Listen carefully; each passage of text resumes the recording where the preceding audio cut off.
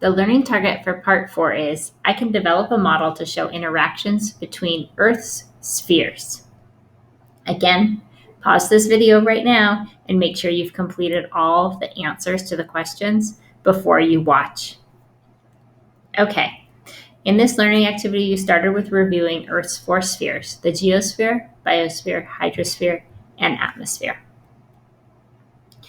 Here is a picture of the labeled diagram. Geosphere refers to the rocks, the soil, that land that's underneath us. Biosphere are all the living things on Earth, plants and animals. Hydrosphere is the water on Earth, and atmosphere is the air surrounding us.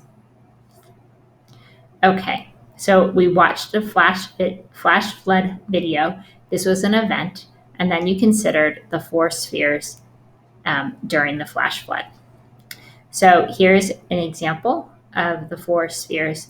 That geosphere is referring to the land, that's pointing to the mountain in the background. The atmosphere includes the clouds up in the sky. The biosphere includes these plants along the side of the river. And then the hydrosphere is the actual flood. The water moving down through this wash is part of the hydrosphere. To make a model to show interactions, we used this template. Hopefully for the flash flood, you recognize that the flood and water is actually carrying parts of the biosphere. Sticks, logs, shrubs are all pushed down and carried down the wash by the water. The flash flood affects the geosphere by erosion. It's wearing away at the sand and rocks along the edge of the rocks and eroding it. That's why the water looks so muddy and brown, because it's carrying so much sand and silt in it. And then finally, the atmosphere is actually what starts off the flash flood.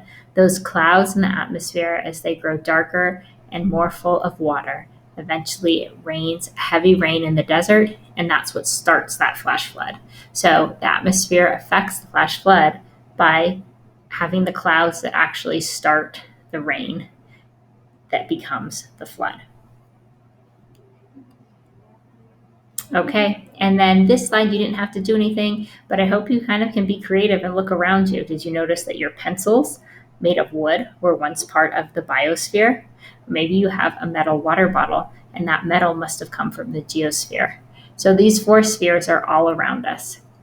I hope that was a helpful review, and you're ready to start on part 5.